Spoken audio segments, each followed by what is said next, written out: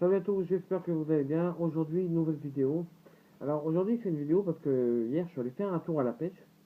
Parce que il faisait moins chaud et le temps était un peu orageux. Donc je voulais aller faire un tour à la pêche pour taquiner un peu la truite pour voir si elle était toujours aussi mangeuse.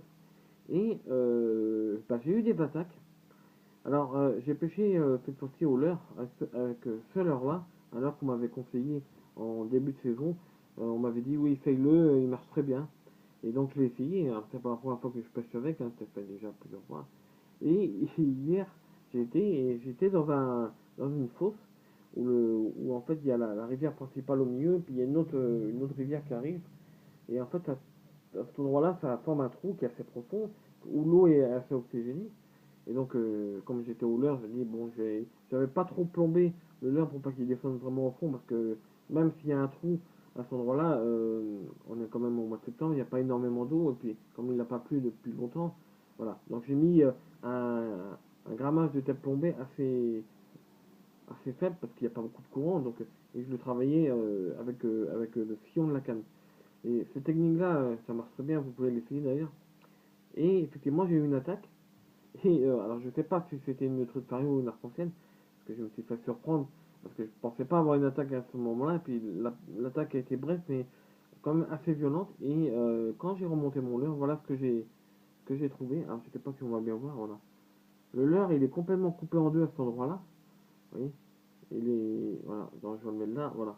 Il est complètement coupé en deux. Et en fait, l'attaque a tellement été violente, alors il s'est pas fait piquer parce que vous savez que j'ai pas dit, mais en fait, là où on pêche, nous on pêche en no-kill et on a droit qu'à un seul hameçon. Donc sur un leurre comme ça, on a droit qu'à l'hameçon de la tête tombée. Bon, bref. Donc il s'est pas fait piquer. Euh, mais il a attaqué le leurre quand même assez violemment quand même, hein, regarde. Ouais. Oui, il a quand même attaqué le leurre assez violemment, il l'a coupé en deux. Et quand j'ai remonté mon leurre, parce que j'ai pas en fait tout de suite, j'ai pas réagi tout de suite. Et quand j'ai remonté mon leurre, effectivement, j'ai vu ça. J'ai vu que mon leurre était coupé en deux. Alors j'ai changé mon leurre, j'ai réessayé, et puis là, la deuxième fois, rien. Mais je sais pas si c'était une truite arc-en-ciel ou une truite fario. Enfin bon, j'ai pas du tout, j'ai pas d'idée. Enfin, l'attaque était quand même assez violente.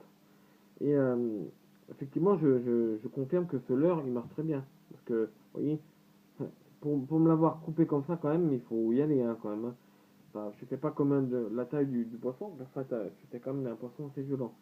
Parce que vu la secousse qu'il a mis dans la canne, enfin, voilà, je me suis fait surprendre, je m'attendais pas à avoir une attaque comme ça. Et donc je revenais au fait que comment je pêche en ça. En fait, comme je disais tout à l'heure, c'est la rivière principale et puis il y a une autre, un ruisseau qui vient se jeter dedans, un affluent en fait de cette rivière-là. Et en fait, à l'endroit où les deux rivières se rencontrent, ça fait une fosse qui est assez profonde. Enfin bon, là plus trop parce que comme l'eau a commencé à baisser, il commence à avoir moins d'eau. Donc j'avais plombé le leurre avec une tête plombée pas trop lourde pour éviter justement que ça descende trop profond. Et en le travaillant comme ça, juste avec le sillon de la canne, c'est là que j'ai eu l'attaque. Ça, c'est la technique qui marche. Travailler le leurre, ce leurre-là, avec le sillon de la canne. Quand vous êtes dans une fosse, parce qu'après, si vous êtes un peu dans un espèce de cam, mais il y a un peu de courant, il faut travailler juste avec des secousses, avec le poignet, comme ça. Ça permet le leurre, en fait, il fait ça. Il fait ça, oui. C'est ça comme si c'était un poisson blessé. Et cette technique-là marche plutôt bien. Et donc, avec ce leurre-là, il y a plusieurs techniques, hein. Alors, il y a la technique, comme je disais, quand vous pêchez dans une fosse, avec le sillon de la canne. Quand vous êtes dans un endroit où c'est calme, il y a un peu de courant, vous donnez des secousses comme ça, avec le bout de la canne, enfin, tout de la canne, pour pouvoir que le poisson il fasse comme ça, enfin, comme s'il était blessé. Et l'autre technique, c'est le laisser couler au fond et le laisser taper sur le lit de la rivière. Et avec la canne, vous le faites rebondir dessus comme ça. Ça, c'est une technique aussi qui marche pas mal. Alors, cette technique-là, il faut l'utiliser uniquement dans les fosses où il n'y a pas énormément de courant comme là. Parce qu'autrement, vraiment dans les en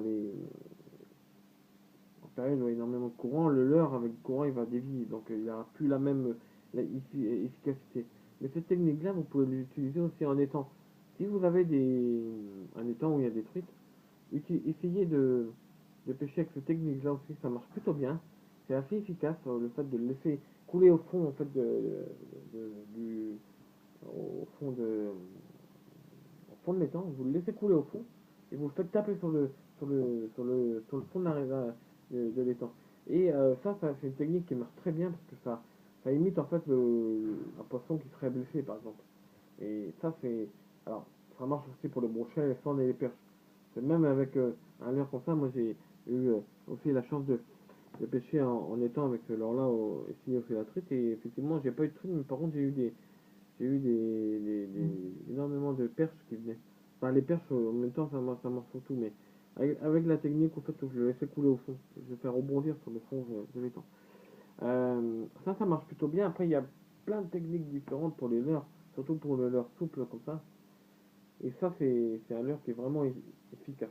Enfin, moi, je trouve qu'il est efficace. Après, vous pouvez l'utiliser, vous pouvez demander si vous trouvez pas, enfin, si vous trouvez pas là où vous prenez vos articles de pêche, ils ont, bon, peut-être pas partout. Là, moi, j'en ai, mais en plus, c'est une marque assez connue qui fait ça. Donc, je pense que vous devriez le trouver dans tous les détaillants de pêche. Donc, voilà.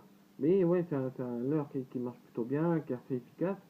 Enfin, moi, vous voyez, l'attaque de hier, le poisson, il a été complètement coupé en deux. Ça prouve que le poisson est assez intelligent pour s'attaquer à ça. Surtout que, en fait, elle a à peu près la taille d'Aveyron. Enfin, un Aveyron qui serait de taille normale. Hein, c'est ça.